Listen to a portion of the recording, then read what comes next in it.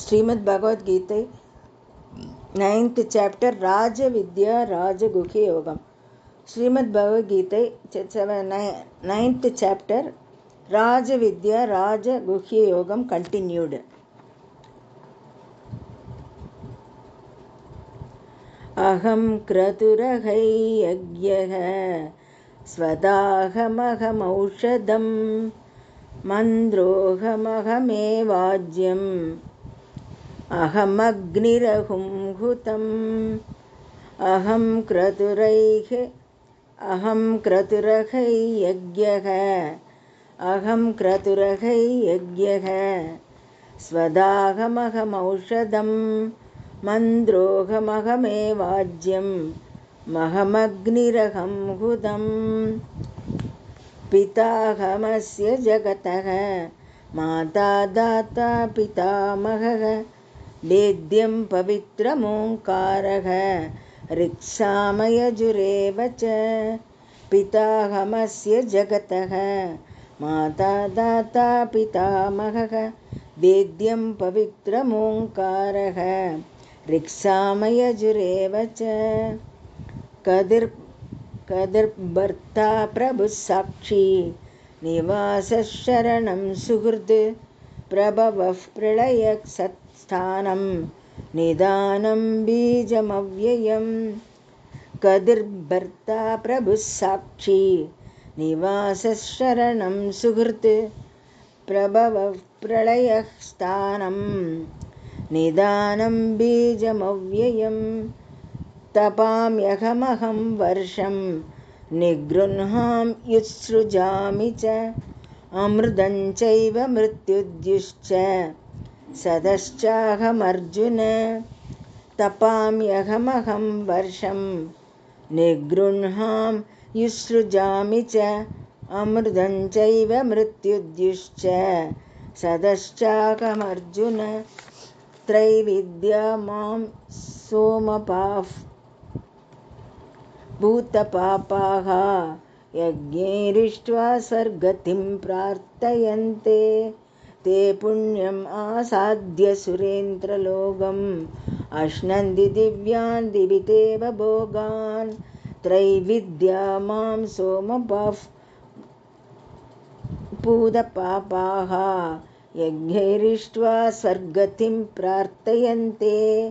ते पुण्यमासाद्य सुरेन्द्रलोकम् अश्नन्ति दिव्यान् दिवितेव भोगान् ते तं भुक्त्वा स्वर्गलोकं विशालं क्षीणे पुण्ये मर्त्यलोकं विशन्ति एवं त्रयी धर्ममनुप्रन्नाः गतागतं कामकामा लभन्ते ते तं भुक्त्वा स्वर्गलोकं विशालं क्षीणे पुण्ये मर्त्यलोकं विशन्ति एवं त्रयी धर्ममनुप्रपन्नाः कदा कथं कामा लभन्ते अनन्याश्चिन्तयन्तो मां ये जनाः पर्युपासते तेषां नित्याभियुक्तानां योगक्षेमं वहाम्यहम् अनन्याश्चिन्तयन्तो मां ये जनाः पर्युपासते तेषां नित्याभियुक्तानां योगक्षेमं वहाम्यहम् येऽप्यन्यदेवता भक्ताः यजन्ते श्रद्धयान्विताः तेऽपि मामेव कौन्तेय यजन्त्य विधिपूर्वकम् येऽप्यन्यदेवता भक्ताः यजन्ते श्रद्धयान्विताः तेऽपि मामेव कौन्तेय यजन्ते विधिपूर्वकम् अहं हि सर्वयज्ञानां भोक्ता च प्रभुरेव च न तु मामभिजानन्ति तत्त्वेनादश्च वन्दिते अहं हि सर्वयज्ञानां भोक्ता च प्रभुरेव च न तु मामपि जानन्ति तत्त्वेनादश्चयवन्दिते न तु मामभिजानन्ति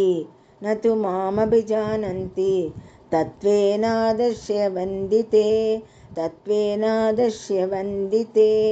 यान्तिर्देवव्रता देवान् पितॄन् यान्ति पितृव्रताः भूतानि यान्ति पूदेज्या यान्ति मद्याजिनोऽपि मां यान्ति देवव्रता देवान् पितॄन् यान्ति पितृव्रताः भूतानि यान्ति भूतेज्या यान्ति मद्याजिनोऽपि मां पत्रं पुष्पं फलं तोयं यो मे भक्त्या प्रयच्छति दतहं भक्त्युपहृतम्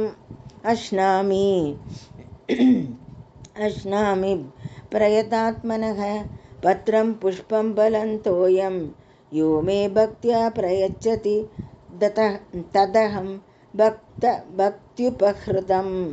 तदहं भक्त्युपहृतम् अश्नामि प्रयतात्मनः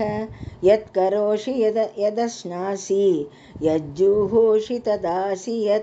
यत्तपस्यसि कौन्तेय तत्कुरुष्व मदर्पणम् यत्करोषि यदश्नासि यज्जुहोषि तदासि यत्तपस्यसि कौन्तेय तत्कुरुष्व मदर्पणम् शुभाशुभलैरेवं मोक्ष्यसे कर्मबन्धनैः सन्न्यासयोगयुक्तात्मा विमुक्तो मामुपैष्यसि शुभाशुभफलैरेवं मोक्ष्यसे कर्मबन्धनैः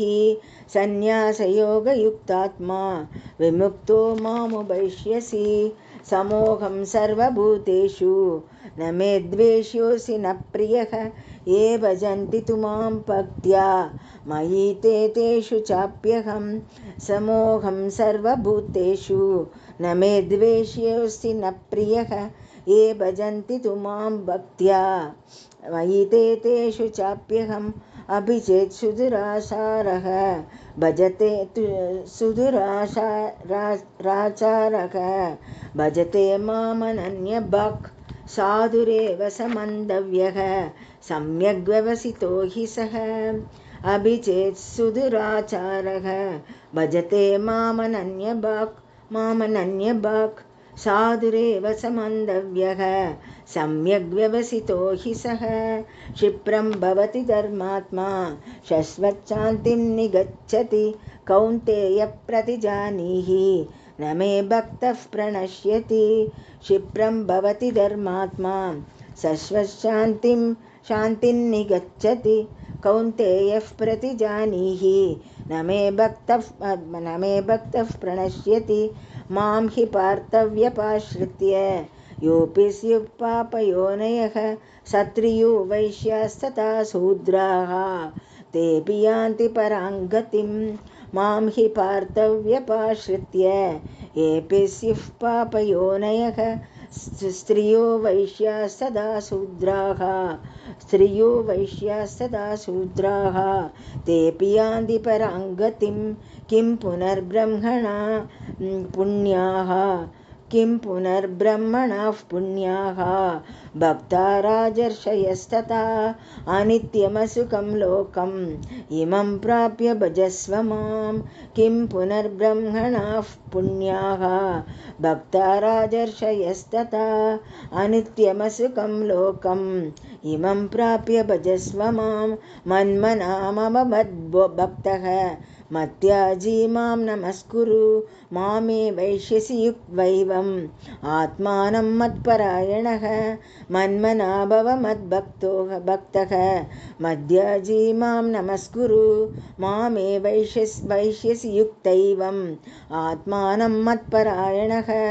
ॐ तस्य इति श्रीमद्भगवद्गीतासु उपनिषत्सु ब्रह्मविद्यायां योगशास्त्रे श्रीकृष्णार्जुनसंवादे राजविद्या राजगुह्ययोगो नाम 9मोऽध्यायः। Thank you.